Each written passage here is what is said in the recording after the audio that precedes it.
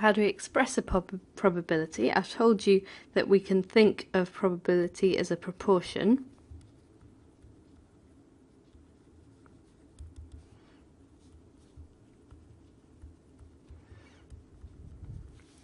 So it's always expressed as a number between 0 and 1.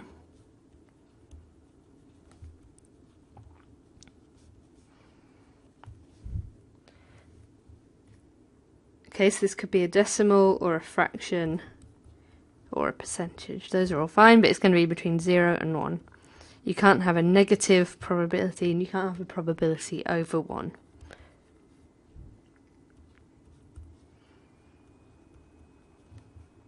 So never greater than 1. So let me give you an example. So for a standard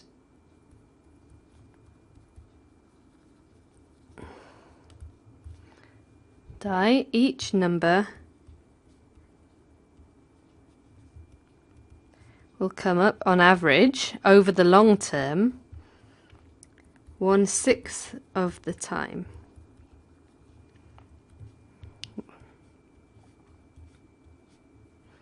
So these are all equally likely to roll each of these numbers, and so any one of those numbers, every roll, it's 1 in 6 probability of getting that. So 1 in 6, that's the same as 0.16 or 16% probability. Those are all the same. So we could write that if we call the probability of rolling, so let's say the probability A of rolling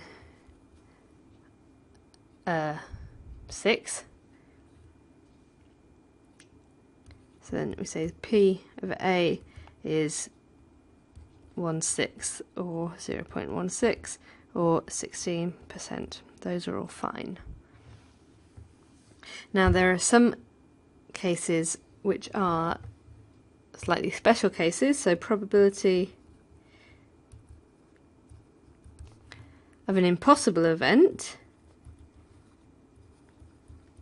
So the probability of rolling a 7 with a single 6-sided dice, that's 0, and the probability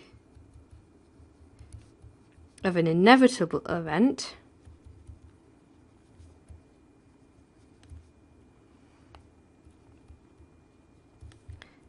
is 1. So inevitable event, for example, rolling a number between 1 and 6. Okay, so let's highlight that. It's always expressed a number between 0 and 1. Okay, so now I've got another idea to talk about, which is converse probability. So that means probability of not A. So for example, in our example here, if we're talking about rolling a 6, then not A would be rolling a 1, a 2, a 3, a 4, or a 5. And we draw that with on these squiggles. So the probability of not A is always 1 minus the probability of A, because probabilities are always a proportion out of 1. So for, as I said, for this example,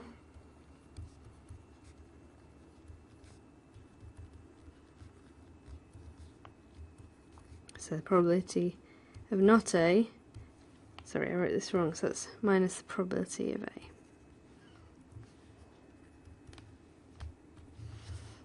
So if we've got an exhaustive sample set, then we can work it out.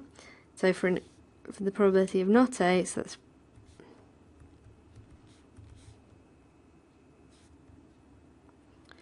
that's 1 minus 1/6, which is 5/6, which makes sense because that's all these guys, 1, 2, 3, 4, 5, and just missing out the 6.